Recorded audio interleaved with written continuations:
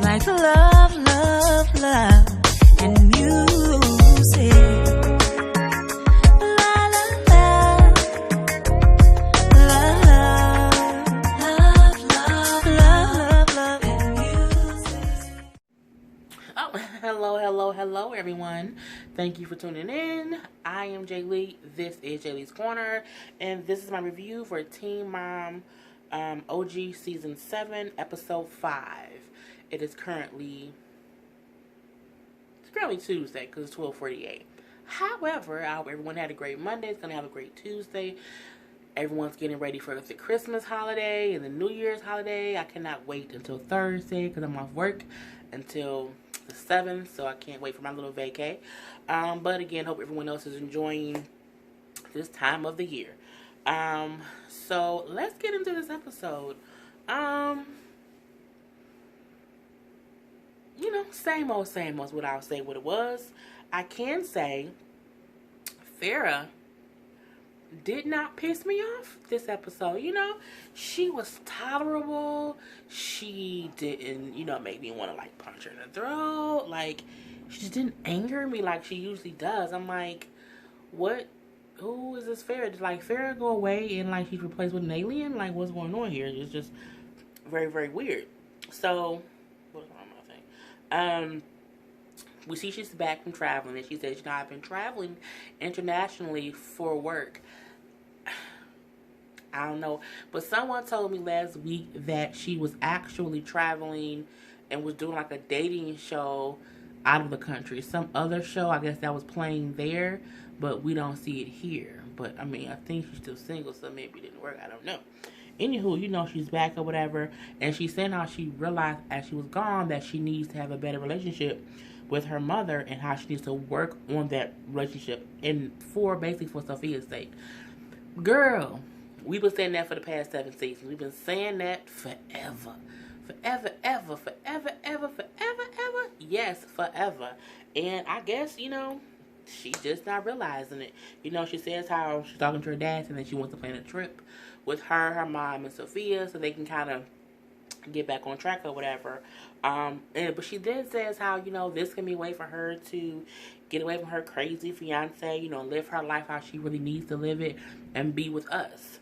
And I'm like, it's as if she doesn't want her mother to have her own life. It's as if she feels better when her mother is kind of alone and miserable, because then she can treat her like a doormat and her mom just kind of takes it. I feel like when her mom got with this new guy, she probably just stopped taking Farrah's bullshit. Not only that, the guy saw Farrah's bullshit and called her on it. Farrah wants her mother to be just hers. That's all she wants. She wants it to herself. But you can't. Your mama need a life too, okay? And let mama have her own life. You don't have to be with her fiance all the time. Y'all don't have to be best friends. But y'all don't respect each other. And that's the issue. So, Michael says how it took him a while to find his current girlfriend and that eventually he wants to propose to her. He says, so, it's going to be some years to find her. Deborah needs to have her own life the same way me and my girlfriend have our own life. Just, that's just what it is. So, I like how Michael is kind of saying to her, you can't want your mother not to have her own life just because you don't like who she's dating right now. Because she brings up, well, your girlfriend is so nice, and because it's still different. And I feel like no matter who her mama be, and her mom might be a bad picker. Her mom might pick dudes who Farrah just don't like, but it's her mama's life, okay? You don't have to like who you're, as long as that person is not mistreating your mother. Be cordial, bitch. Just be cordial. And she's not even cordial to that man, and he just don't tolerate it. I love it. I love that he don't tolerate her crap. I absolutely, positively love it. So, we then see Farrah talking to Sophia, yeah, we're gonna go on a trip. I'm gonna invite your grandma. You think that'll be cool? Do you want to, spend some time with her? And Sophia was like, but what if she, acts bad? Or what if she, is bad again?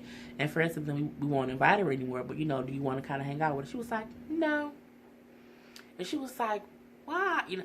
And I don't get why Farrah's surprised. The reason Sophia don't want to be around Deborah is because Sophia sees how Farrah don't like Deborah.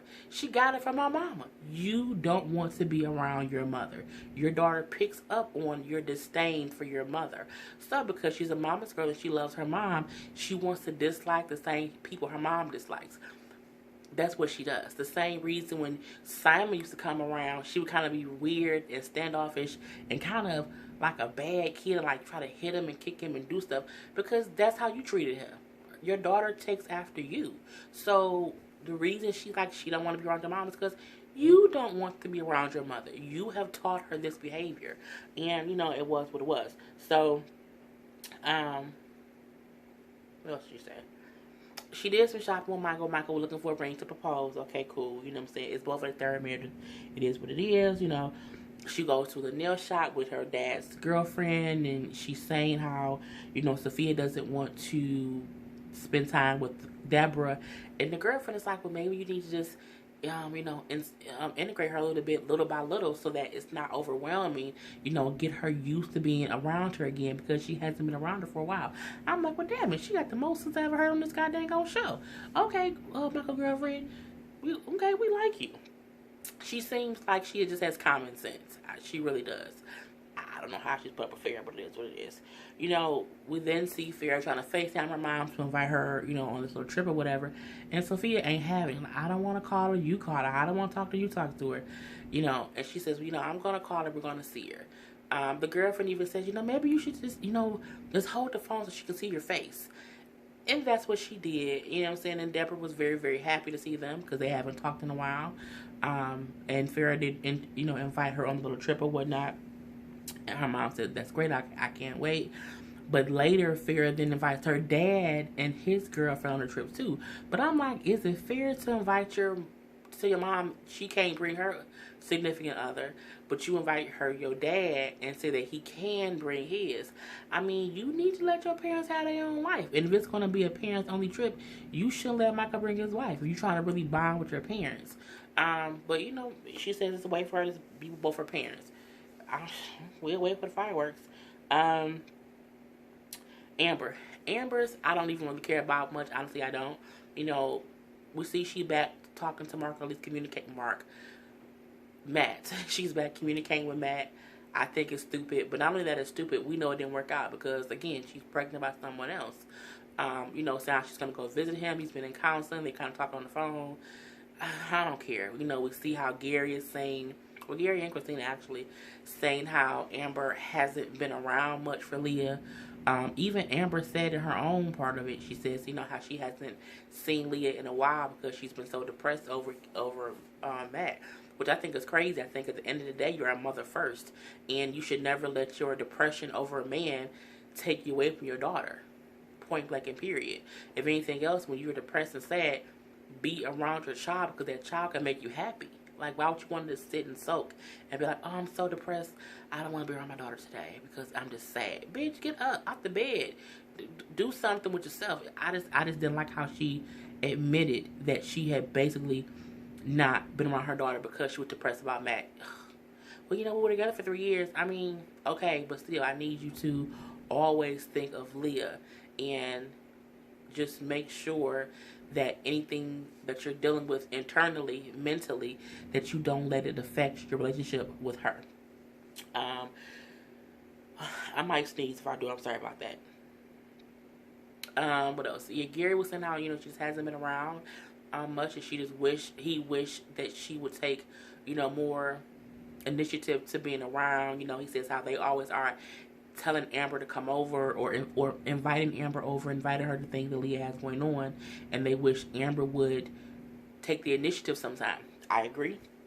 We see how Gary even said, he thinks that that Matt is sticking around because he gets money from Amber, and he's like, as long as she's getting this money, he's gonna stick out as long as he can until the money dries up. I'm like, damn, he almost right. You know what I'm saying?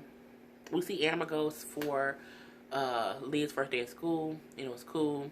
And then she kind of just says how, she's going to try to see how it goes with Matt. She's going to go visit him in Vegas just to see, girl, I don't care. And that was her whole thing. But I'm like, the more thing about her story was just how it kind of showed how she was sad and depressed and wasn't really around for Leah. You know, she did bring up how she was in a better mood at the end of her episode. Because she said she was in a bad mood before because she wasn't taking her medication. Well, take your damn medication, Amber. She said, people think mental illness is a joke or whatever, and it's not. And it's not. So when you are on medication, take it. Like, don't allow yourself to get in a depressed state, because when you do have mental illness issues, it can spiral fast. And again, you just never want your child to realize that you weren't there and that you could have been around more and you weren't because you did not take care of yourself, or because you were depressed about someone else. Because it's like, did you not take your pills because you was depressed about Matt? I don't know, but and we know she loves Leah, which is the crazy part. So as much as you love her, you should want to spend every moment that you can with her. Point blank, period. Caitlyn and Tyler, their whole thing was they were going to try to get a date to see Carly, their adopted daughter. They put up for adoption 8 years ago. And they said, the adoptive parents finally got back to them because they haven't seen her in 2 years. And the date they gave them is a date where they already had like a complete family vacation planned. And how other family members had took days off and took vacation, and they had this trip planned like months and months in advance. And they felt awkward, like even having to say, this date doesn't work for us, because what if we say that and then they just be like, well, if you can't come this date, then you can't come at all. And simply because they had been trying to get a date for 2 years. So, I feel bad for Caitlyn and Tyler. Simply because they made a decision when they were kids. They made a decision to give their child up for adoption at 16, and now 8 years later, things are different. The way they thought things would go, they're not going. The way the adoptive parents thought things would go, they wouldn't go that way. They haven't went that way either. So, it's a weird dynamic. But it seems as if it was supposed to be kind of open, with them getting visitations and stuff and pictures and all the other stuff. And over the years, the adoptive parents has done that less and less and less. Mainly because I think they didn't think when they did the show Teen Mom all them years ago, they didn't think it would carry on for the rest of the little girl's life. They thought it'd be like a little series or a little show, and that's it. And now the baby they adopted, the parents are on a reality show, and they have been for the past 8 years. So it has to be a little bit different. The adoptive coach was saying how, it's kind of hard for everyone. For them it's probably difficult because it's not just about that one day of you seeing them. It's probably the schedules of the kids, and then it's after you see Carly, what questions does she have, and what things can come up that they have to deal with. And Tyler and Caitlyn said something great. We have to deal with the same thing because we have a daughter who has a sister that she has to leave. So she's going to have the same effects, and she might ask us questions as well. So we're all dealing with it. It's hard for everyone. And I agree. Caitlyn is saying how she feels almost like she's being punished because Carly asked questions or whatever. She feels like the adoptive parents are not letting them see her because when she sees them, she has 1,000 questions, and they have to answer those 1,000 questions, and it might make them feel uncomfortable. The thing about it is, I think when you do adoption, and it's an open adoption or a semi-open adoption, that's a reason to maybe not do an open adoption, because you have to think about when the kid is 10, and the adoptive parents want to see the kid, every year or whatever. It's going to be difficult. So it's a crazy thing of they both sets of parents made a decision, and now they don't like the decision, but it's a hard decision. Because like in the beginning, when they would go see Carly, they would show it on the show. The past few seasons, the adoptive parents don't want it on the show at all.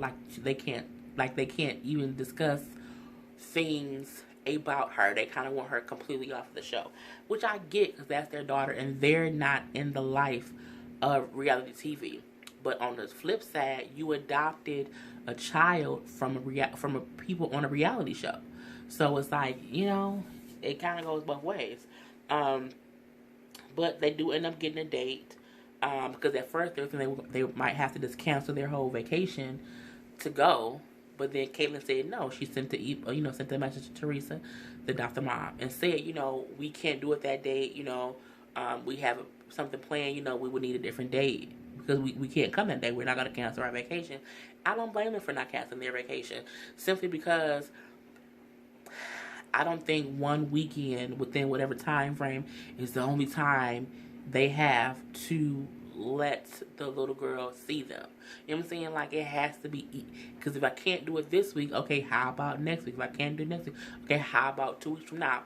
They only see her for a day. I think like a day they go up, they see her for that whole day, and then that's it. So yeah, they get a new date, so that's great. So then they fly up to North Carolina to see her, and they haven't seen her yet. We see Nova's acting crazy. She's very, very tired. She's doing what children do and just acting up. That's what kids do. And, Kate and Tyler both say how, after they kind of get her down for a nap, how it would have been so hard had they kept Carly as the kids, because it's hard with Nova as adults. And they were like, we probably, our life would probably be completely different. We probably wouldn't even have, we wouldn't have Nova either. So it was, it is what it is.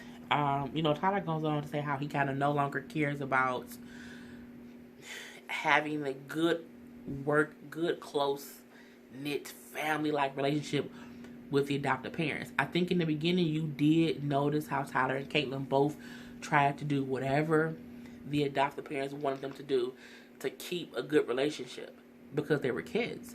I think now that they're both older, they both, as Tyler said, now I realize I don't have to have a relationship with them. I need to have one as much as I can with Carly, because that's the whole point of this.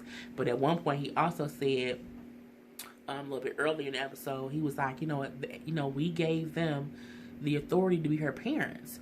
If for whatever reason, if they feel like her seeing us is no longer good for her based on her life, then I will respect your decision to no longer let us see us. What they don't like is how hard it is for them to see her once a year. How they kind of feel like they jump through hoops to be extra nice so they can just see the little girl. And how they think like eventually they're going to say, well, you can't see her anymore. For whatever the reasons may be. He said, but if they can make that decision because seeing them is not good for Carly, they get it. But just tell us either way. Don't kind of keep us lingering in the middle of the line like, what am I supposed to do? And so, I think it was honestly a good thing that Tyler said that he no longer was going for that great relationship with the parents. Simply because I think he realizes he ain't going to get it. And they will always hold some kind of power. So if he's continuously trying to, for lack of a better word, kiss their ass, they will always have the short end of the stick. Because they'll always be, placating to what the adoptive parents want, when all they want is one visit a year. And I think once Carly is older, once she's a teenager, because she's aware that she's adopted and she knows who they are. So once she looks up the show, because I'm pretty sure she will, she'll probably have her own feelings about how much her biological parents wanted to see her. And I hope that she doesn't hold any grudges against her adoptive parents for not making it easier for her biological parents to see her. I hope she gets, they did, both parents did what they thought was right. Tyler and Kayla gave her up because that's what was right. And then in instances, her adoptive parents didn't allow them to see her so that she can grow up and have a normal life and not have to consistently have these questions about, well, you're my parents I live with every day. They're my birth parents. So, who am I supposed to call my mom? You know what I'm saying? So, anywho, you know what I'm saying? We see this episode ending with them texting Teresa and the guy saying that they're there for the visit and to let them know where to meet up at. So, it was what it was. Macy.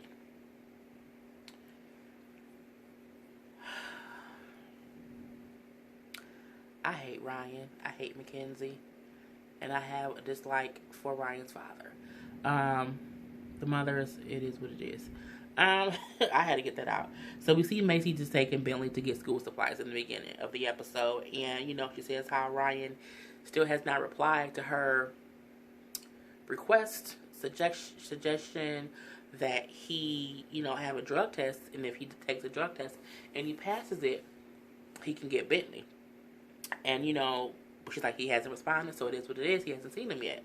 We then see Ryan parents, and they're talking to the producers and saying how they feel like they're being left out of Bentley's life. You know what I'm saying? The dad said how Macy hasn't come to them and asked them anything, and this is why I don't like Dad. Not don't like, but I dislike his thought process and things. It's not Macy's job to come to y'all about anything. Okay? Your son, who was her child's father, is a real life drug addict. Heroin, matter of fact. Okay? You all should have went to her. Honestly. Because when things went on, as Macy said, no one's reached out to me and said anything. And they should have, because it's their son. And there was already a strained relationship between Macy and Mackenzie. So for Dad to say, Macy hasn't reached out to us to ask us anything, but have you called her and talked to her and told her anything? Have you? Oh, you haven't? Well, then you can't blame her. Because again, it's her job to keep Bentley safe. Point blank, period.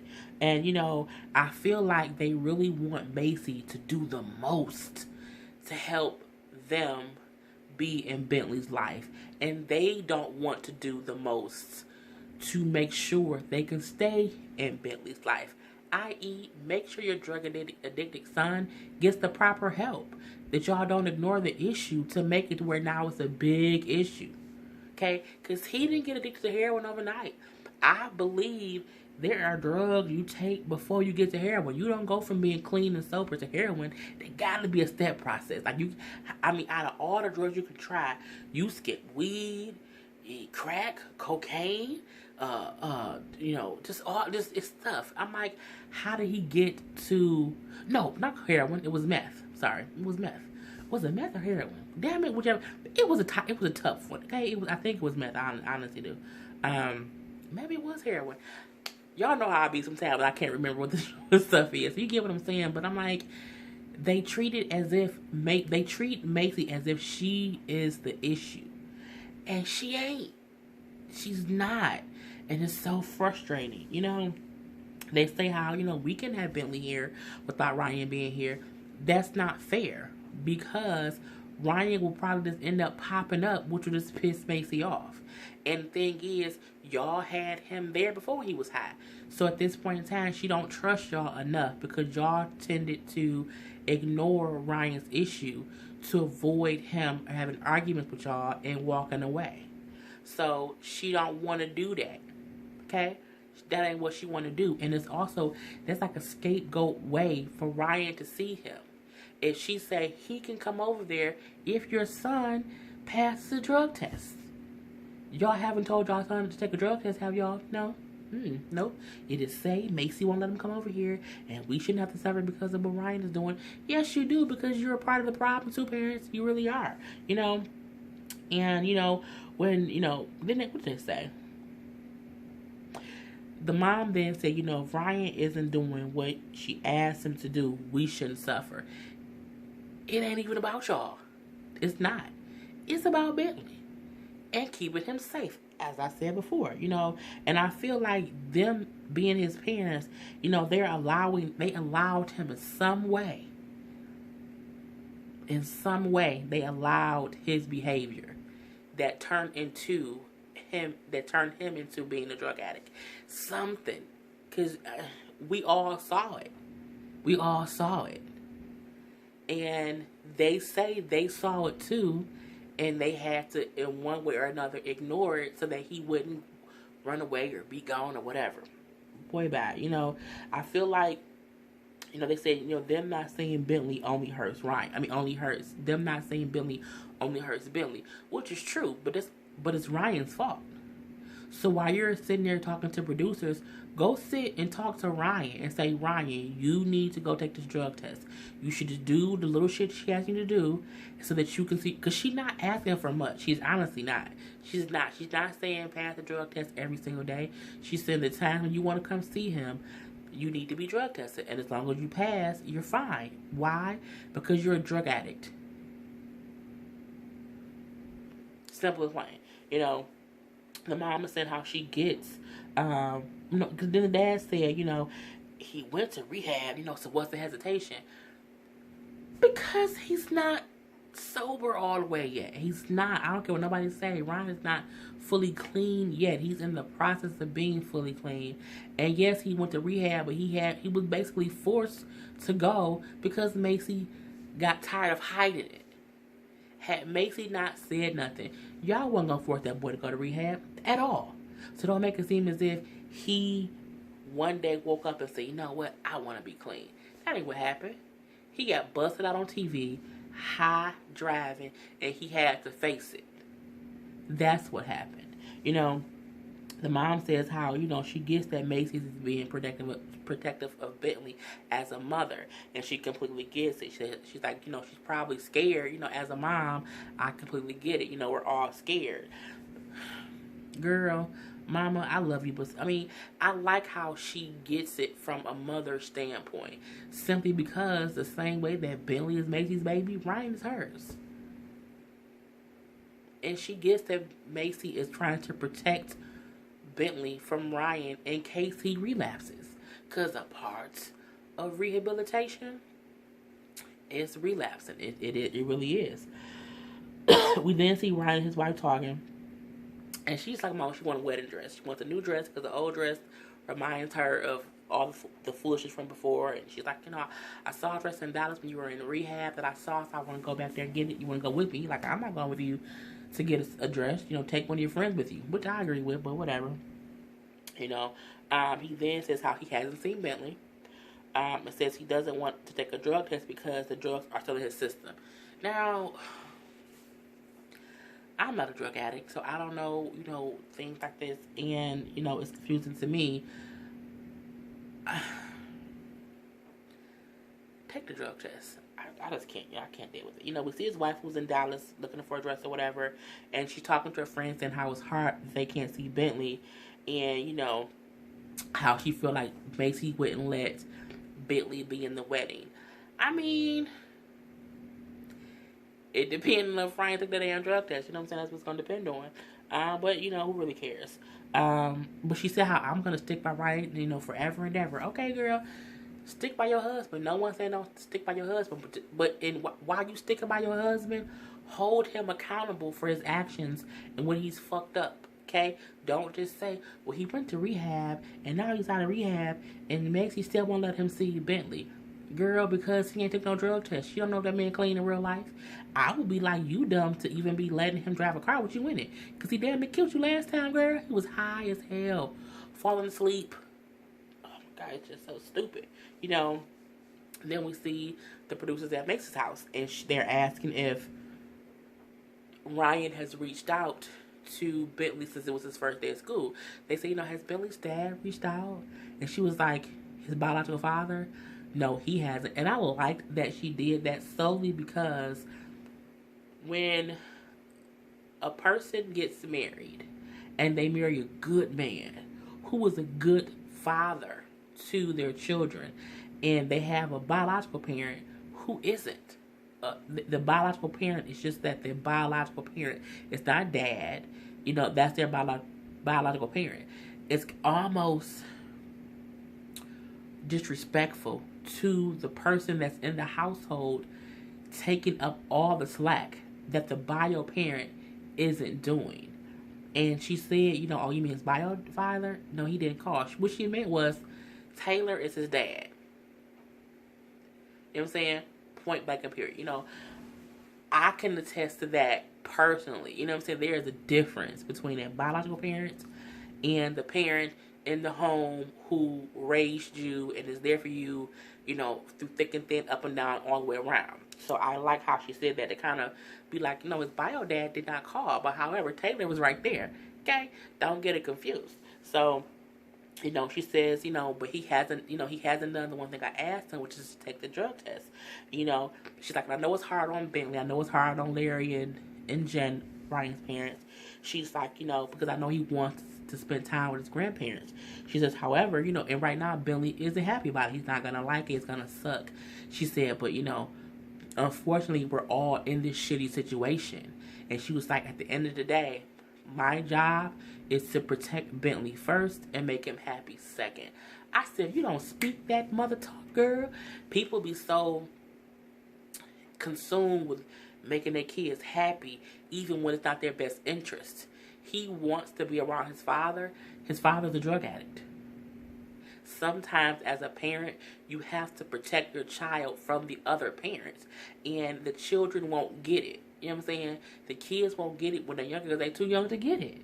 You know what I'm saying? So the kid ain't gonna like it. But at the end of the day, I'm protecting them. Again, I can attest to this in real life. Okay? You know what I'm saying? So she's like, and it's not my fault that we're in this shitty situation. You know what I'm saying?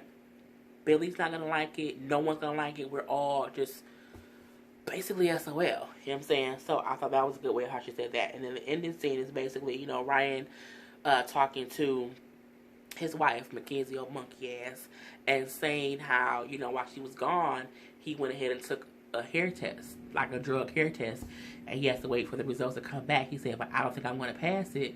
It's, because it's probably still in my system. And she's like, yeah, well, how long does it stay in your system? Now, he said it can be 60 to 120 days. Then he said, but some people said it can be in your hair for up to a year. I'm like, is that true or not? I haven't looked. I'm going to Google it when I get off of here. But I'm like, is that true? Or is that him trying to have an excuse of why it's in his system? You know what I'm saying? Like, I don't get that part. And, he says how he, I guess, had tried to touch base with Macy and it kind of didn't work out. They didn't come to any kind of agreement. And he said, you know what, they just need to go to court. Like, I'm going to try to get what I can get in court. You know what I'm saying? All I want is my weekends back. And I think what he failed to realize is Macy doesn't want to keep Bentley away. She just doesn't want her child with a person who is on drugs. It's that simple. And I'm going to end this right here, people. So I hope you guys enjoyed my review. I am Jay Lee. This is Jay Lee's Corner. Until next time, people. Peace.